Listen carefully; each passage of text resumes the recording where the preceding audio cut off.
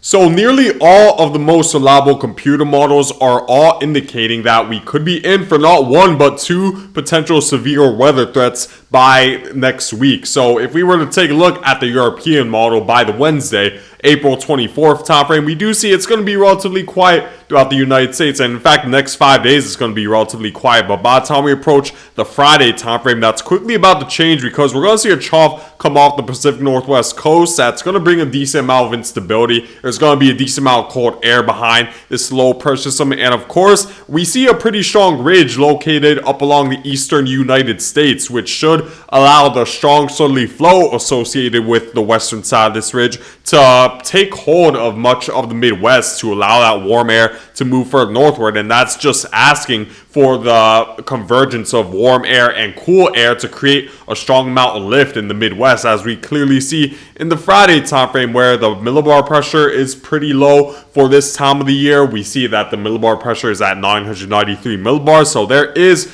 quite a bit of convective energy associated with this trough as it continues to head further eastward. And look at how large this area of thunder showers are. This extends into Oklahoma, Kansas, Missouri, Iowa, and even Minnesota could get involved with severe weather out of this. Now, this is still relatively disconnected from the jet stream, so as of right now, it's not necessarily going to be an extreme severe weather threat. I'll say, by the looks of it, most likely the biggest threat will be damaging winds and large hail. There could also be the possibility of tornadoes, but based on what I'm seeing with the upper level winds associated with this trough, it does seem like the upper level winds are strong enough, at least for this storm system, for the tornado threat to be very strong. But it's still at least something, it's still certainly a possibility, especially when we see this much lift in the atmosphere right over the Midwest. So in these areas, you need to be aware of the possibility of severe weather. The storm system that could be more concerning, however, is one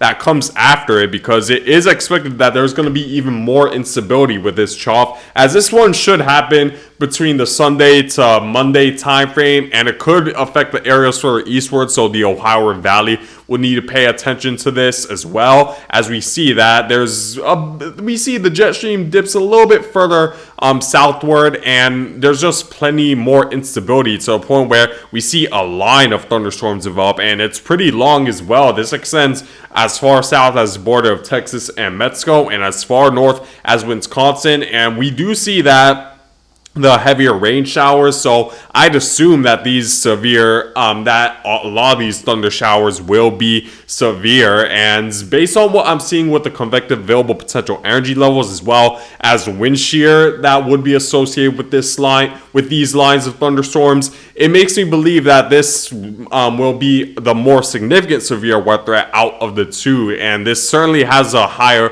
possibility of producing a tornado based on what we're looking at. So let's take a look at the forecasted wind shear from the European model to show you guys if there will be a strong tornado threat associated with these next two severe weather threats. So if we were to continue to move forward, let's move all the way forward to the Friday time frame once this first severe weather outbreak moves through. So if we were to take a look at that, there is a decent amount of wind shear. However, it isn't a ton. We clearly see that. It certainly exists, but I wouldn't say it's enough to really create a major tornado outbreak. There could still certainly be isolated tornadoes here and there, but the most likely scenario is that it'll be the biggest threat will be damaging winds and large hail. But it's a different story when we take a look at the Sunday severe weather outbreak, where we see the wind shear is much stronger, and we see the shades of reds which represents very strong wind shear, which definitely makes me concerned that this could be our major tornado outbreak for the Midwest. We're going to need to wait and see, because look at the forecast hour I'm going at. I'm going at around 228 hours out, so definitely take this with a grain of salt. Even with this first severe weather outbreak, we still need to see how much instability there will be, but the GFS model is showing a very similar indication when it comes to this Friday severe weather outbreak. So it makes me believe that we're going to see a severe weather outbreak in the Midwest, most likely. Damaging winds and large hail should be the biggest threat associated with these storms. So definitely keep that in mind throughout Kansas, Oklahoma, Missouri, and maybe even as far north as Iowa and Minnesota could get involved with this as well. Now let's take a look at what the GFS model is stating, and you're going to see the GFS model is showing a very similar forecast, which does give me a little bit more confidence that the scenario that the European model was proposing when it comes to these next two severe weather outbreaks are relatively true, or at least have a good amount of truth with it. So let's take a look at the GFS model. So if we were to continue to move forward, forecast at around the same time period on Friday, you're clearly going to see that there's going to be plenty of convective activity right around this time period. So I'm just waiting for this to load up. I do apologize if this is taking long, but here we go. We see plenty of convective activity. The millibar pressure is quite low, which shows that there's quite a bit of convective activity, and this is more likely to bring severe weather into the southern Midwest, where the temperatures are a little bit warmer, and even this could extend into Iowa as well. And then taking a look at the Sunday storm system, we also see the GFS model agrees that the millibar pressure will be lower, which shows that there is more convective activity, and we even see snow on the northwestern side of this storm system, which makes me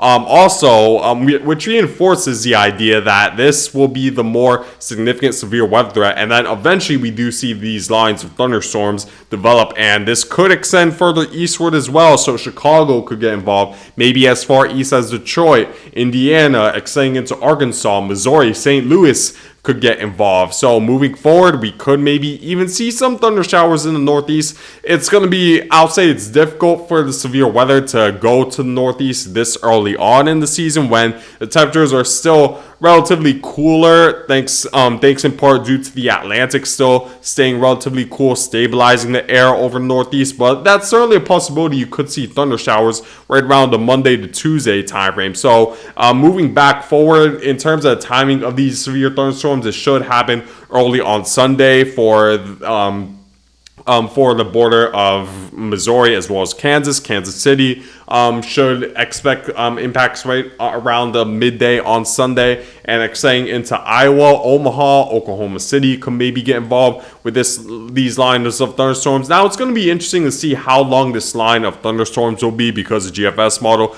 doesn't expect it to be as long and to extend as far south, which keeps Texas out of the severe weather severe weather outbreak. So we're just going to need to wait and see really how much instability will move further southward to develop that line, those lines of thunderstorms further southward. But I'll certainly keep you guys updated. And taking a look at the convective available potential energy levels real quick, because it gives a good idea of what to expect when it comes to the amount of lift, and therefore how severe the next two severe weather outbreaks will be. So taking a quick look at that from the GFS model, we're going to see convective available potential energy levels stick around for quite some time right around the Gulf Coast, but there isn't enough instability to necessarily produce much of any severe thunderstorms without change. By Friday time frame, we do see the oranges develop. We do see that the convective available potential energy levels move further northward into Kansas, which makes me believe a severe weather outbreak is likely, and it really should peak right around Friday night, where now we see the oranges where the energy levels are equivalent to a little bit more than 3,000 joules per kilogram, which is certainly enough to produce severe weather. But it becomes even more severe by the time we approach a Sunday time frame and more widespread. Look at how large an area of orange and red is. That shows that this will likely be very, very impactful for millions of Americans in the Midwest, more so, I'll say, just to the west of Kansas City, maybe a little bit further, just to the east of Kansas City, maybe areas further westward as well, like Oklahoma City and Kansas could get involved. But I think that the second severe weather outbreak that should occur in the Sunday afternoon to Monday morning time frame should occur right over this area and should be the worst, I'll say, almost to the west of the Mississippi River Valley, right over St. Louis, maybe extending into Chicago as well, even though Chicago is east of the Mississippi River Valley. I'm very aware of that, but this general area right here, I'll say the western Ohio River Valley, that's a better way to explain it, should expect potentially major severe weather impacts and tornadoes further southward as well with the stronger wind shear. So definitely pay close attention to this. I'll keep you guys updated once we get a little bit more of an in-detail forecast regarding these two severe weather outbreaks, because there's still days to go, but most likely we should see two major severe weather outbreaks approaching this Friday and into the Sunday and Monday timeframe of next week. Not this coming week, but the week after that. So the Sunday after this one, you should expect potentially a significant severe weather outbreak and tornado threat as well. We even see that the tornado, that the severe prediction center is, the storm prediction center is forecasting a small area where severe weather is possible right over Kansas, Oklahoma, extending into Texas on the Friday timeframe. Now, you're probably thinking that this chance is low, but typically when we're talking about a forecast that's fairly far out into the future, the chance will always be low, even if the computer models are indicating a high probability of severe weather outbreak. The Storm Prediction Center keeps the percentage low just to stay conservative with the forecast, but eventually I do expect the chance to rise, and we should get a little bit more of an in-detail forecast regarding the tornado possibilities as well as the large hail and damaging winds possibility with these severe thunderstorms. And it's really big that the Storm Prediction Center is indicating this 7 days out, because unless there's a strong indication that there's going to be severe weather, the Storm Prediction Center typically just ignores putting anything listed as having a possibility of severe weather. So this makes me believe most likely we're going to see a major severe weather threat by the time we approach a Friday afternoon to Friday evening time frame right over this area and even the areas further eastward as well.